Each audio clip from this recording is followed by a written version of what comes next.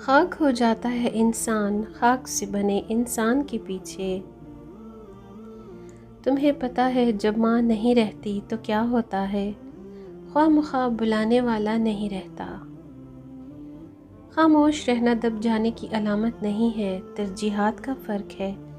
ہر بات اور ہر بندہ جواب کا مستحق نہیں ہوتا۔ بخلوت خانہ لاہوت زادی ولیکن در نخ شیطان فتا دی۔ تیری پیدائش عالم لاہوت میں ہوئی لیکن تو شیطان کے پھندے میں گرفتار ہو گیا۔ جب تم اللہ کی چاہت پر سر جھکا دو گے پھر وہ تمہاری چاہت کے لیے بھی کن کہہ دے گا۔ زبان کو قابو میں رکھو، یہ ایسا تیر ہے جس کا نشانہ اکثر غلط ہی ہوتا ہے۔ کبھی درد ہے تو دوا نہیں، جو دوا ملی تو شفا نہیں۔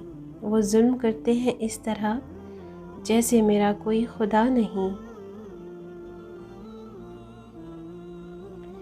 رسول اللہ صلی اللہ علیہ وآلہ وسلم نے ارشاد فرمایا، جو مومن لگاتار بیمار رہے اس کو بخش دیا جاتا ہے۔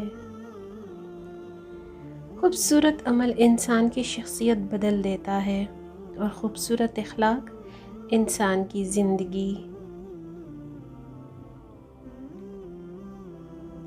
اپنی اندھیری قبر کو خود روشن کرنے کی تیاری کریں۔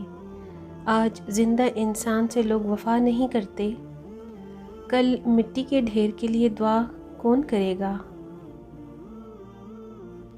اپنے غموں اور پریشانیوں کو سینے میں دفن کر دو، اگر انہیں چہرے پر سجاؤ گے تو کمزور ہو جاؤ گے۔ کتابوں کی اہمیت اپنی جگہ صاحب، سبق وہی یاد رہتا ہے جو وقت اور لوگ سکھاتے ہیں۔ رشتوں کی بقا کے لیے رابطے ضروری ہیں، کیونکہ بھول جانے سے تو اپنے ہاتھوں سے لگائے درخت بھی سوکھ جاتے ہیں۔ نماز ظہر، وہ لوگ جو مسلسل نماز ظہر چھوڑتے ہیں وہ بدمزاجی اور بدہضمی سے دوچار ہوتے ہیں۔ اس وقت کائنات زرد ہو جاتی ہے اور معدہ اور نظام انہضام پر اثر انداز ہوتی ہے، روزی تنگ کر دی جاتی ہے۔ آدھا سننے والے لوگ پورا مطلب نکالنے کے ایکسپرٹ ہوتے ہیں۔